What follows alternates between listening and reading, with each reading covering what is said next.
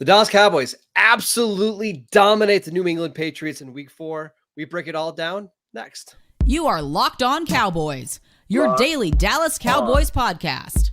Part of the Locked On Podcast Network, your team every day. Locked on Cowboys. Locked on Cowboys. Back to the Locked On Cowboys podcast, part of the Locked On Podcast Network, your team every day. We'd like to thank you for making us your first listen of the day. This episode is brought to you by LinkedIn. LinkedIn Jobs helps you find the qualified candidates that you want to talk to faster. Post your job for free at linkedin.com/LockedOnNFL. That is linkedin.com/LockedOnNFL to post your job for free. Terms and conditions apply. I am your host, Marcus Mosher. You can follow me on Twitter at Marcus_Mosher. Joining me today, as always, is Landon McCool. You can check him out on Twitter at McCoolBCB. Landon, so this was a nice win. After last week's debacle against the Cardinals, to jump back into this one and to get a big win like this, it had to feel great. Yeah, it did. I mean, it was great to kind of see them bounce. We talked about this. This is kind of a thing that they do, is that they, sometimes they stumble, sometimes they lose games they shouldn't. But the one positive thing about it is that they always manage to kind of bounce back. They always manage to find a way to come back and clean some things up.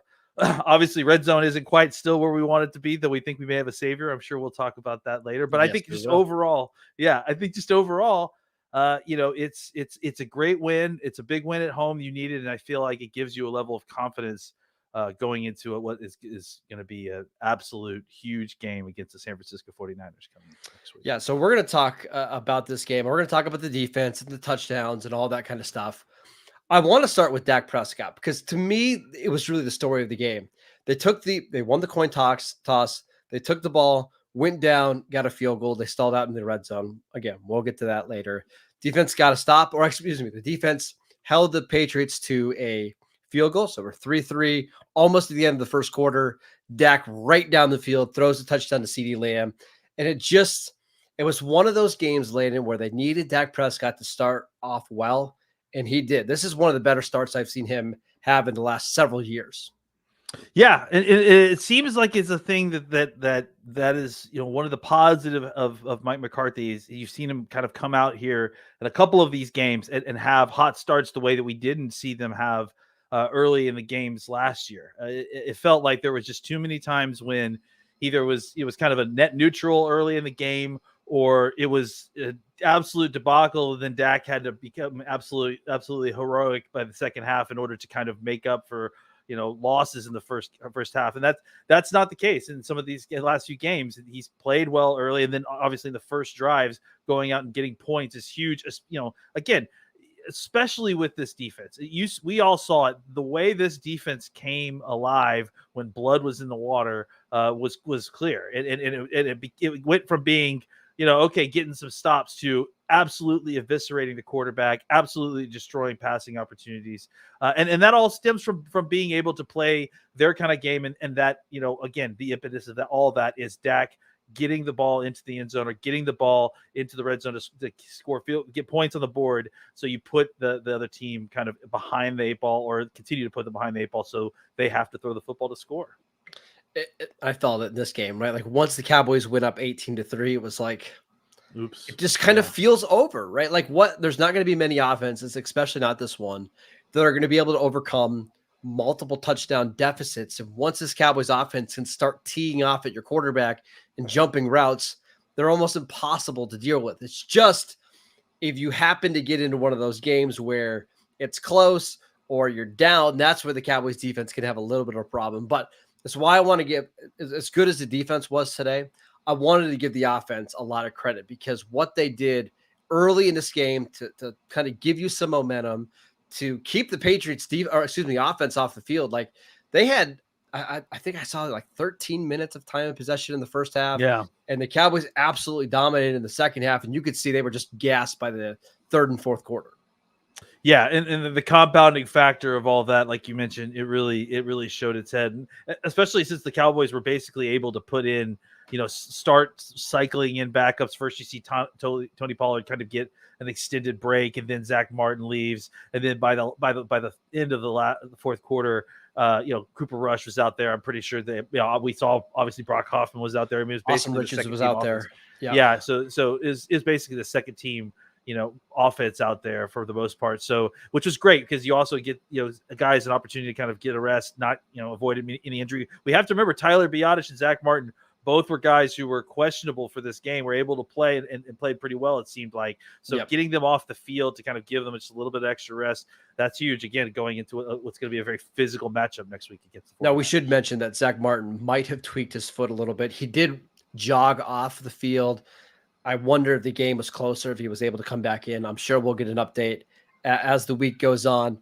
One of the other things that I really liked about this game was just the distribution of targets. Jake Ferguson was your leading receiver, 7 catches for 77 yards on 7 targets.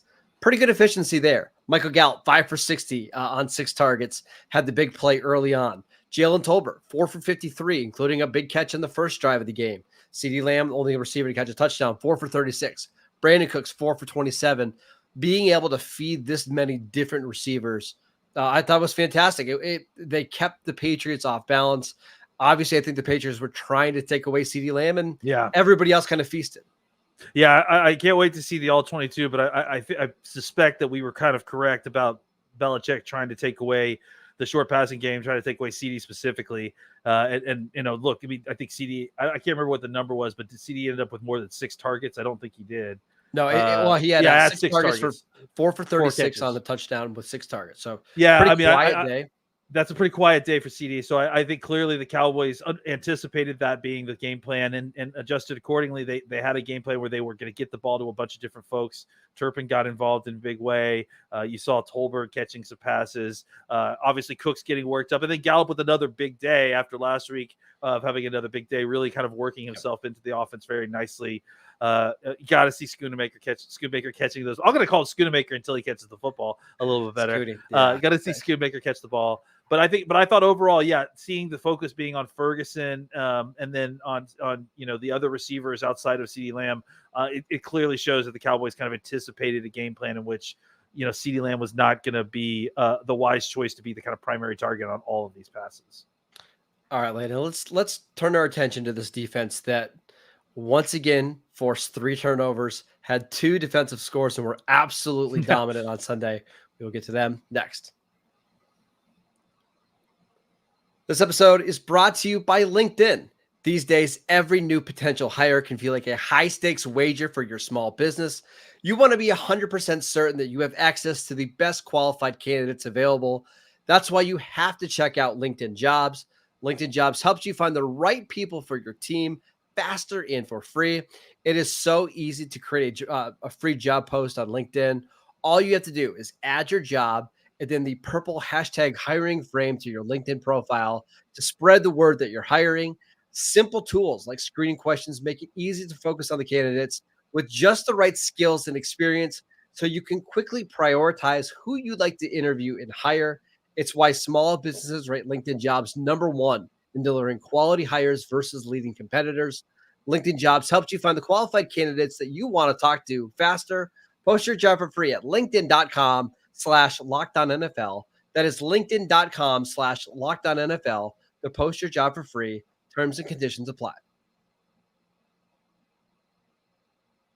Welcome back to the Locked On Cowboys podcast. Every dayers on Tuesday's show, we're going to break down the film from this awesome win for Dallas, and make sure you guys tune in for that.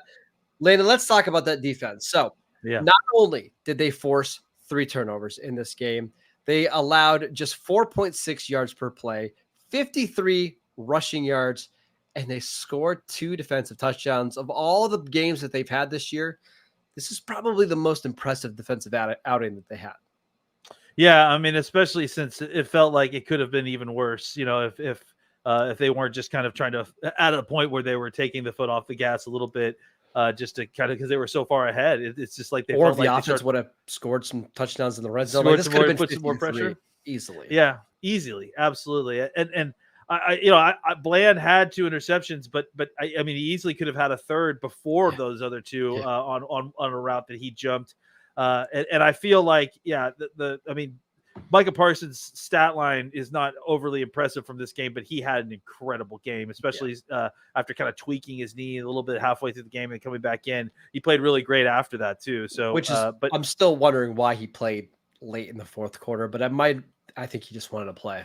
I think that's what I'm guessing, because simply because they were holding him out, and then they were basically putting him in only on passing downs, and then it was just like he was just in all the time. Yeah. Even though they were up by like 25 plus points at that point, or whatever it was when the score was. So yeah, I mean, I think that the defense obviously played a fantastic job, especially on the back end. They were smothered the New England Patriots wide receivers. You saw a couple of tight end catches. Hunter Henry had a couple of snags on some guys. And there were a couple of things that you felt like you could tighten up, but really outside of that kind of opening drive and then the first few drives, the Patriots, they didn't really have anything. They couldn't protect Mac Jones for long periods of time. No. He was running for his life and making ill-advised throws.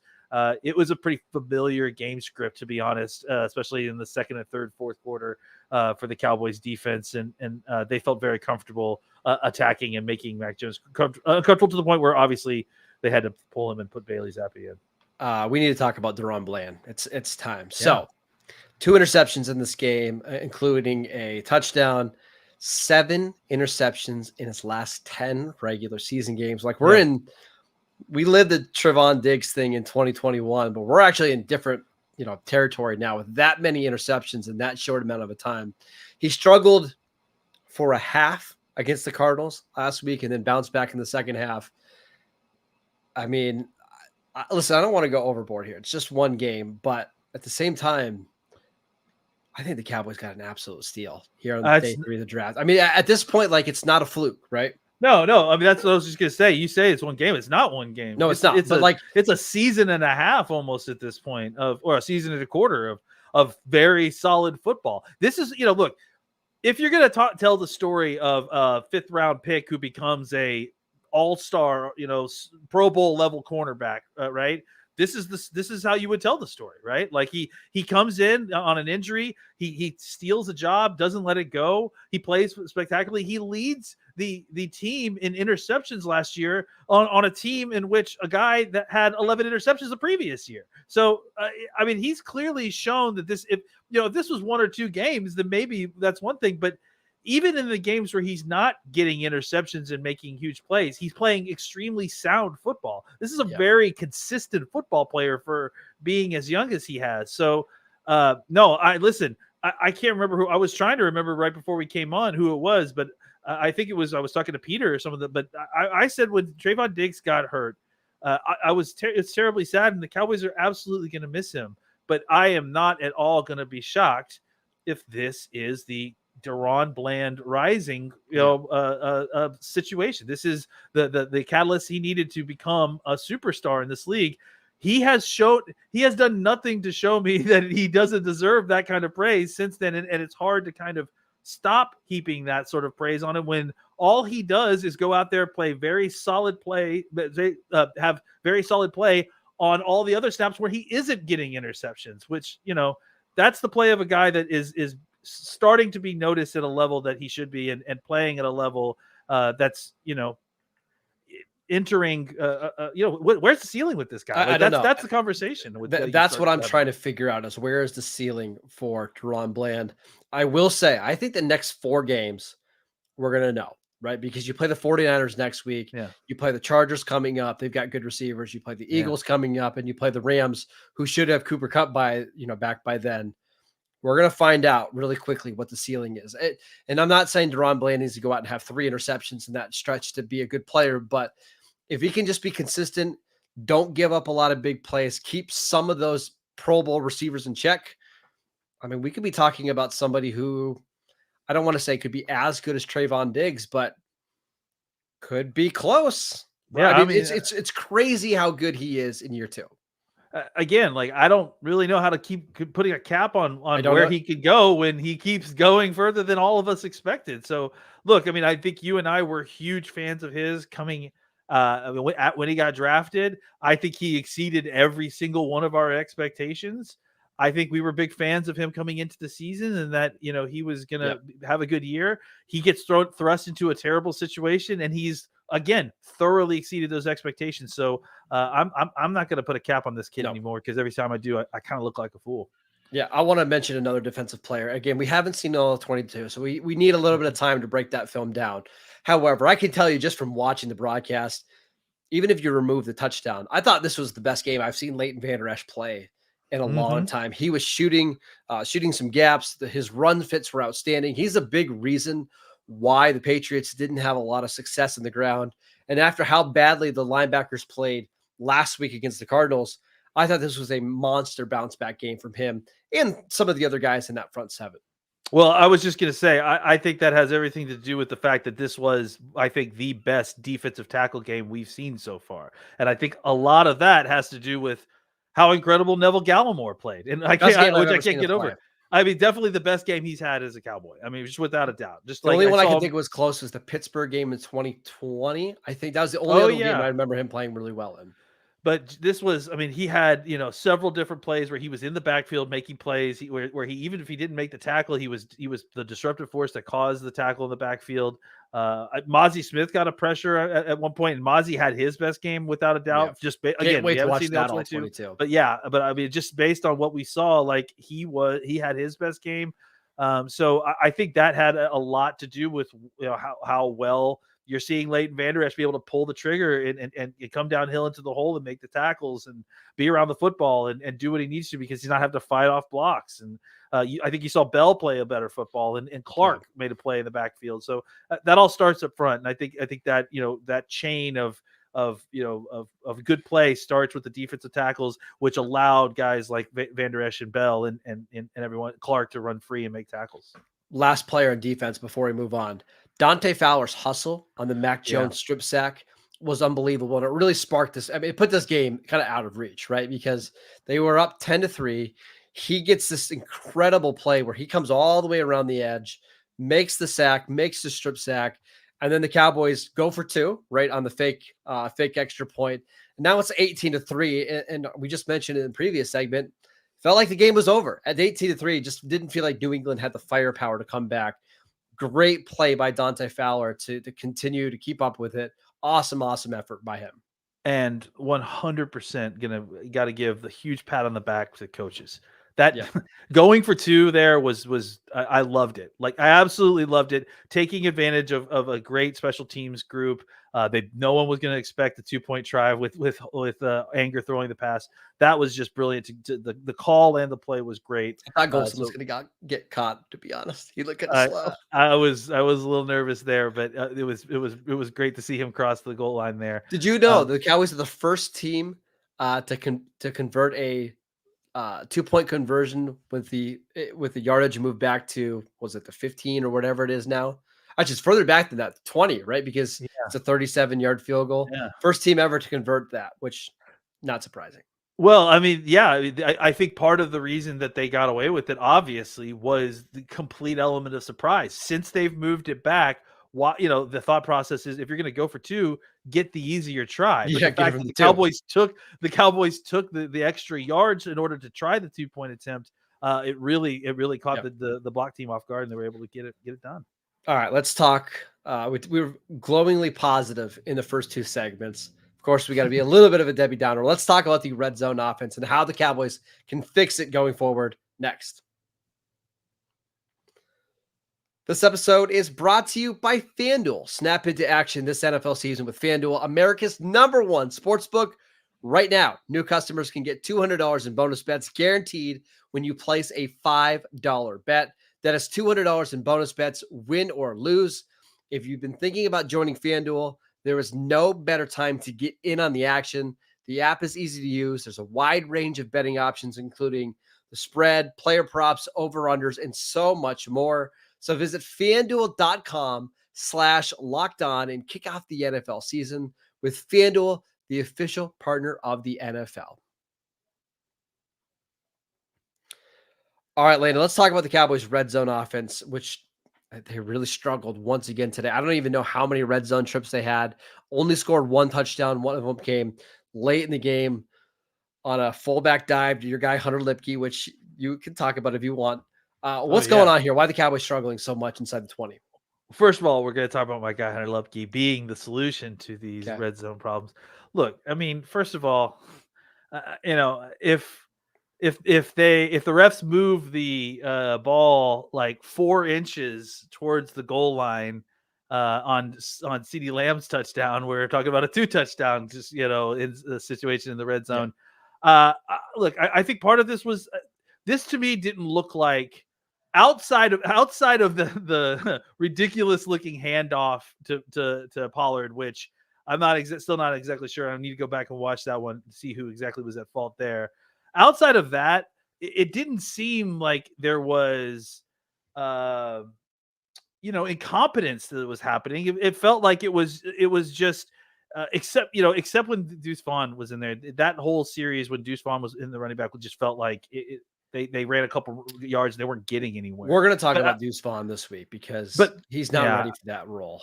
I think I think we're definitely going to have that conversation. But I just think watching what happened in the individual red zone attempts, like it's not like incompetence or you don't have the talent. I think there was a missed assignment at one time when the Dak got the big sack that pushed them back in one of their promising attempts. They just weren't able to kind of grind out yards the way that they needed to in the run game at times. I think that they probably still need to try to find a way to target their wide receivers a little bit more. And not at the line of scrimmage. That's the other thing that I've noticed is way too often they're trying to run wide receiver screens. They ran one to CeeDee Lamb where he bounced off a couple defenders. They ran one to Michael Gallup.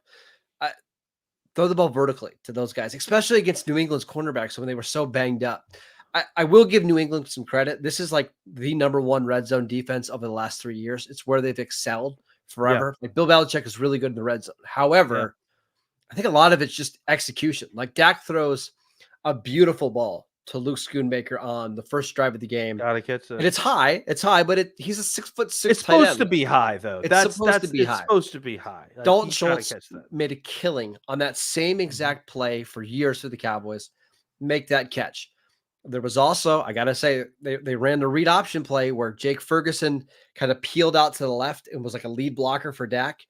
And New England completely bit on the run, and Dak handed it off to Tony Pollard. And you saw Jake Ferguson kind of jumping up and down like, Dak, why didn't you keep that ball? I know that you don't want to get Dak hurt, but they've got to have Dak run at least a couple times a game to keep defenses honest. And I honestly think you're going to get some walk-in scores if you do that. Yeah, I agree. I do think that we've talked about needing Dak to kind of take him a couple more runs in here. But I mean, again, I honestly think it's hard to ask Dak to do that when, I mean, how many of these attempts were when the Cowboys were up by 2 touchdowns or more? It's hard to ask Dak to keep the ball and take a huge hit when you're up by 2 touchdowns at home. Which I agree. But when you play a team like San Francisco next week, and touchdowns are going to be really hard to come by, and you're just not going to get to the red zone, 8 times like you did this week. You've got to make them count, and it just hasn't been the case so far. That's part of it for sure. But I also think that's the other thing that we need to talk about here is that how many close games have the Cowboys played so far this year? Like none. None really. I mean, no. Yeah. I mean, so I think that part of it is that the Cowboys have yet to play a team that they need to play like that. I think we're going to learn a lot more about the Cowboys. I mean, that's obvious. I think anytime you play a good team, but even more so this year, and with the way the Cowboys have played these first 4 games, I think you're going to learn a lot more about this Cowboys team against San Francisco than you have in any of the 4 previous games, because the situation, the game script for each one of them, the Cowboys haven't faced a ton of adversity. I know they lost to Arizona, but it's still like, it's a different kind of thing. Like, sure. I think you're going to learn a lot more about how the Cowboys actually want to operate, because they understand that in order to beat San Francisco, there's no pulling punches, you got to go all the way. So I think we're going to learn a lot more about this team in this coming week than we did previous 4 weeks. I will say that teams have figured out that the Cowboys like to kind of default to like that play action boot play to the tight end, where they have a tight end high and a tight end low. Like the Cowboys have had almost 0 success on that play inside the 20 this year. They probably got to figure out something else or a counter to that. Like that was their bread and butter for years, and teams have just caught on a little bit. It's got to be something else. But in all seriousness, I do think Hunter Lipke is probably somebody who should get a lot more touches inside the 5-yard line because he's got some power. He doesn't have a lot of wiggle, but you don't need a lot of wiggle when you're inside the 5-yard line. You just need to get somebody that'll go straight downhill, that can move some bodies. And I think I love Tony Pollard, but I actually think he's just better at doing that. And again, we've seen Mike McCarthy have a lot of success with that type of player in his past. Yeah. And listen, Bob Sturm came out today on Twitter and he said, hottest of hot takes. I think Hunter Lipke could take that Zeke role of short line, goal line runs. And I was like, I don't think that's hot at all. Shouldn't be a hot take. It should just be the case. That's just looks like a great fit for him. There's no reason that you can't run him. He's used to running from a 1-back set, put him out there in 12 personnel and have him run the ball, wide zone or power plays. He has a nose for the end zone. He's physical. He'll keep his feet moving. What I'd love to see is like you can run the 2-back set, but have Pollard like motion out and be like the jet sweep guy. And then you can have Hunter Lipke be the fullback role. And then you can either give the jet sweep if you've got the numbers there, you can give the fullback dive. I think there's definitely counters that the Cowboys have. We'll see if they start to use them against some better teams. Listen, I'm so old that when I played high school football, we ran the triple option. There's no reason you couldn't do that with Lipke and Pollard and Dak. I think it would work. All right, lastly, we got to talk about your pet cat a little bit. Could I just one little note? Please. Sean McEwen is a winning player. The effort to go down there, that long Devontae Turpin, the game was already decided, but those are the kind of plays that ultimately end up separating a team from, a first round exit to a championship caliber team. He sprints 50 yards down the field, recovers a fumble. We saw Tyler Biadasz do that in week 2 against the Jets, twice. I believe. He did twice, didn't he? I think he did in 2 weeks. I think he got recovered a fumble. So unbelievable hustle and effort and focus by this team, at times to kind of continue to just, you saw it with Fowler. You saw it with just hustle plays, getting it done. And that it starts with your superstars. Micah Parsons is the most effortful player I've ever seen. And I think that filters down to all the rest of your players. I'll give you another example. Jalen Tolbert made a fantastic play on special teams to pin the Patriots inside their own 5-yard line. 2 plays later, the Cowboys get the strip sack touchdown. That was, back in their own end zone. Those are the little plays that add up, that end up, helping you win games. And again, that probably doesn't turn this game, a ton, but over the course of a season, that's what you want to see. So fantastic job by Sean McEwen. Fantastic job by Jalen Tolbert. That is what you want to see. That is it for today's show. We want to thank you for making Locked On Cowboys your first listen every single day. On Tuesday, we'll be back to break it all down. We're going to watch the L-22 film, give you a ton of notes. We are free and available on all platforms. Go follow Landon on Twitter at McCoolBCB. I'm at Marcus_Mosier. Enjoy your Victory Monday, and we'll see you right back here tomorrow.